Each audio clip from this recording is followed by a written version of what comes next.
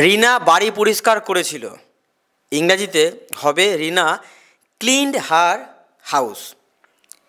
এই বাক্যটা ইংরেজিতে কি হবে?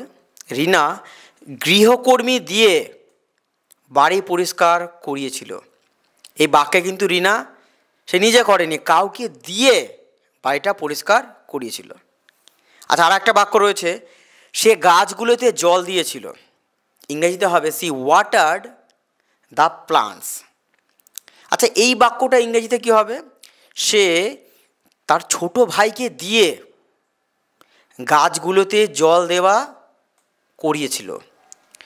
মানে সে গাছগুলোতে জল দেয়নি, তার ছোট ভাইকে দিয়ে, কাউকে দিয়ে গাছগুলোতে জল দেওয়া করিয়েছিল। এই দুটো বাক্যেই আমরা দেখলাম যে সাবজেক্ট কিন্তু সে নিজে করেনি, অন্য কাউকে দিয়ে কোনো কাজ করিয়েছে। তো এই ধরনের বাক্য করার জন্য আমরা যে ভার্বকে ইউজ করব তাকে বলা হয় কজেটিভ ভার্ব। তো চলো দেখে নেওয়া যাক ইংরেজিতে কজেটিভ ভার্ব কতগুলো আছে এবং কিভাবে এবং কখন আমরা কজেটিভ ভার্বগুলোকে ব্যবহার করতে পারি। দেখো, কজেটিভ ভার্বকে বাংলায় বলা হয় প্রযোজক ক্রিয়া, যার অর্থে আমরা ব্যবহার করব কিছু করানো অর্থে আমরা কজেটিভ ভার্বগুলোকে ব্যবহার করব। এবার আমরা দেখে নিই যে কোনো একটা বাক্য যখন আমরা তৈরি করব তখন আমরা জানি সবারই প্রথমে সাবজেক্ট দিতে হয়, তারপরে ভার্ব দিতে হয় এবং তারপরে অবজেক্ট দিতে হয়।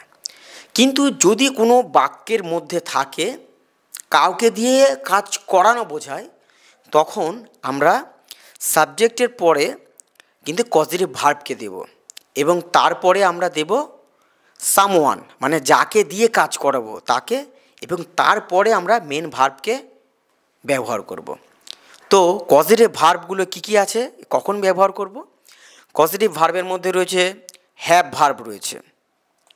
So have verb, positive verb আমরা ব্যবহার করব যখন কাউকে দায়িত্ব দিয়ে কাজ করানো হচ্ছে, তখন হ্যাভ ভার্বকে ব্যবহার করব এবং মেন ভার্বকে আমরা V1 রাখব।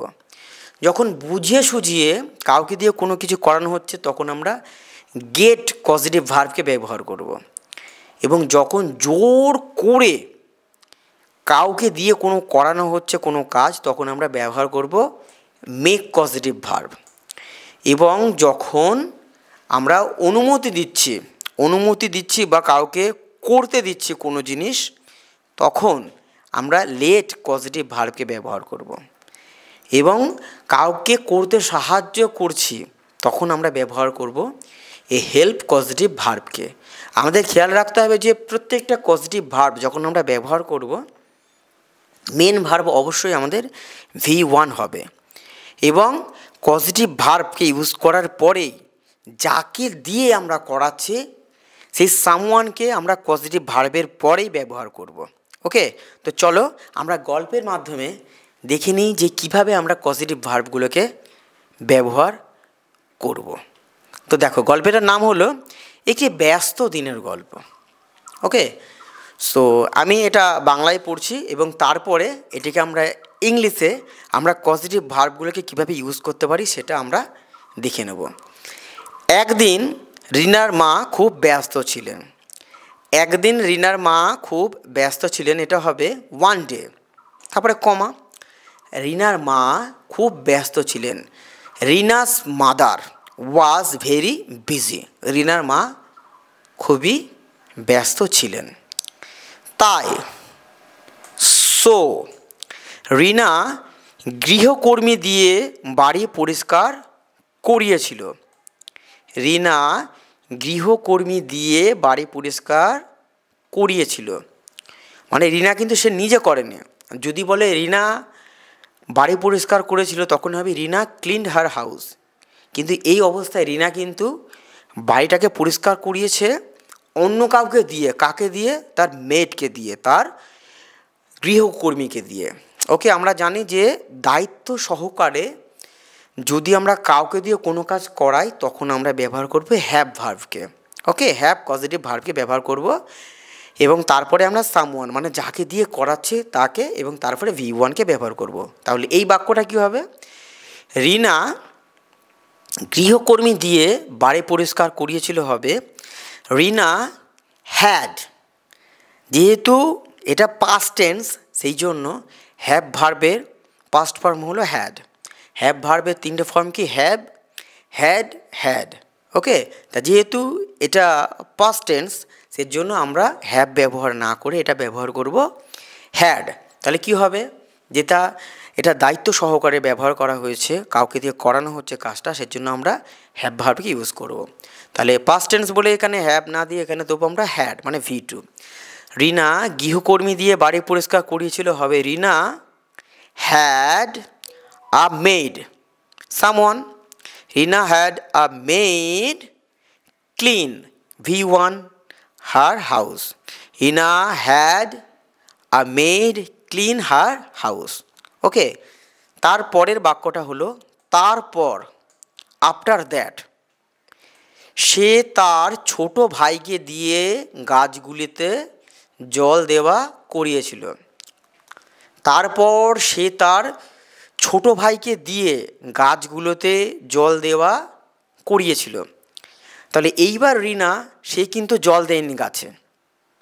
কে জল দিয়েছে? যার রিনা তার ভাইকে দিয়ে, কাউকে দিয়ে জল দেওয়া করিয়েছিল। তাহলে পাস্ট টেন্স হবে। তাহলে এখানে কোন পজিটিভ ভার্বকে ব্যবহার করতে হবে? এখানে কিন্তু রিনা দায়িত্ব দিয়ে তার ভাইকে দিয়ে কিন্তু জল দিতে বলেনি বা জোর করে বলেনি। দায়িত্ব দিয়ে বললে এখানে হ্যাভ ভার্বকে ইউজ করব, আর জোর করে বললে আমরা মেক ভার্বকে ইউজ করব। কিন্তু এইখানে দায়িত্ব দিয়ে না, এখানে হলো তার ভাইকে সে ভালোবাসে, সেই জন্য তাকে বুঝিয়ে সুঝিয়ে হলেও জল দিতে বলেছিল। তাহলে আমরা এখানে ব্যবহার করব গেট ভার্ব। কিন্তু যেহেতু এইখানে পাস্ট টেন্স রয়েছে তাহলে আমরা কি ব্যবহার করব? গেটের পাস্ট ফর্ম হলো গট। আর যখনই আমরা গেট ভার্বকে ইউজ করব তখন অবশ্যই আমরা টুকেও ইউজ করব V1-এর আগে। তো কিভাবে আমরা বাক্যটা করি চলো দেখে নাও। আফটার দ্যাট সে তার ছোট ভাইকে দিয়ে গাছগুলোতে জল দেওয়া করিয়েছিল। After that she got her younger brother, সে তার ছোট ভাইকে দিয়ে।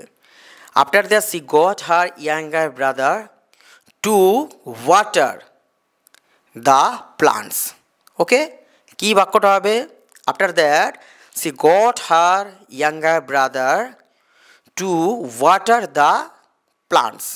ওকে, এরপর দেন তাদের মা তাদের রাতের খাবারের আগে পড়াশোনা শেষ করতে বাধ্য করেছিলেন।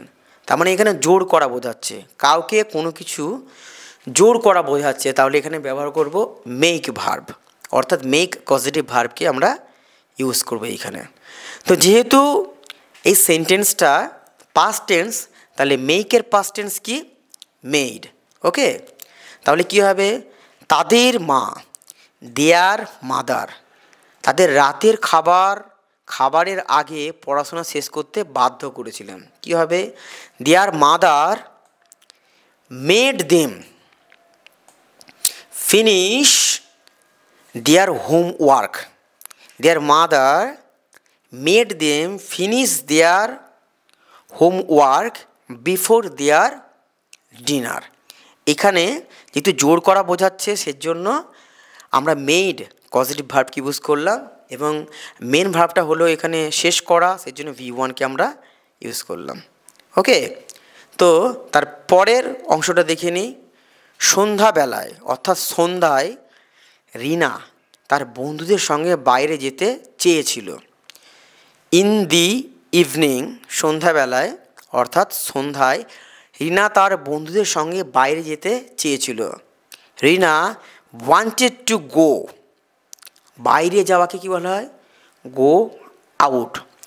রিনা wanted to go out with her friends, তার বন্ধুদের সাথে বাইরে যেতে চেয়েছিল। ওকে, তাহলে কি হলো বাক্যটা? In the evening Rina wanted to go out with her friends. এটা রিনা সে নিজেই করছে, সেই জন্য এখানে কোনো পজিটিভ ভার্ব ইউজ করা হলো না। এবার দেখো তার পরের বাক্যটা, তার মা তাকে যেতে দিয়েছিলেন। তার মা তাকে যেতে দিয়েছিলেন। তাহলে এখানে কি হচ্ছে? কিছু করতে দেওয়া হচ্ছে, কাউকে কিছু করতে দেওয়া হচ্ছে, তখন আমরা কি ব্যবহার করব? লেট ইউজিং করব, লেটকে ইউজ করব, মানে লেট পজিটিভ ভার্বকে আমরা এখানে ইউজ করব। তার মা তাকে যেতে দিয়েছিলেন। হার মাদার লেট হার গো, হার মাদার লেট হার গো, যেতে দিয়েছিলেন মানে পাস্ট টেন্স। লেটের পাস্ট ফর্ম হলো লেট, তিনটে ফর্ম কি লেট লেট লেট। তাহলে তার মা তাকে যেতে দিয়েছিলেন কী হবে, হার মাদার লেট হার গো, তবে তাড়াতাড়ি ফিরে আসতে বলেছিলেন। বাট তবে, told her to return home early. Okay, যাওয়ার আগে, বিফোর লিভিং, যাওয়ার আগেকে বলা হয় বিফোর লিভিং। রিনা তার মাকে ডিনারের টেবিল সাজাতে সাহায্য করেছিল। তাহলে রিনা কাউকে সাহায্য করেছিল, তাহলে সাহায্য করার অর্থে আমরা কোন পজিটিভ ভার্বকে ইউজ করব, না হেল্প পজিটিভ ভার্বকে আমরা ইউজ করব। ওকে, রিনা হেল্পড হার মাদার, রিনা তার মাকে সাহায্য করেছিল। রিনা হেল্পড হার মাদার কী করতে, টেবিল সাজাতে। Rina helped her mother set up the table, কিসের জন্য, ডিনারের জন্য, ফর দেয়ার ডিনার। তাহলে কি হলো, রিনা হেল্পড হার মাদার কিসের জন্য, Rina helped her mother set up the table for their dinner. তারপরে হলো এটি ব্যস্ত কিন্তু আনন্দময় একটি দিন ছিল। এই বাক্যের মধ্যে কিন্তু কাউকে দিয়ে কোনো কাজ করানো হচ্ছে না, তাই এখানে কোনো পজিটিভ ভার্ব ইউজ করা হবে না। তাহলে এই বাক্যটা কী হবে ইংরাজিতে, এটি ব্যস্ত কিন্তু আনন্দময় একটি দিন ছিল। কী হবে, এটা পাস্ট টেন্স, তো it was a busy but happy day for everyone.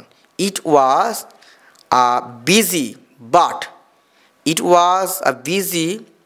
but happy day for everyone. তো আমরা এই গল্পের মাধ্যমে দেখলাম যে কিভাবে আমরা পজিটিভ ভার্বগুলোকে আমাদের দৈনন্দিন জীবনে আমরা ব্যবহার করতে পারি।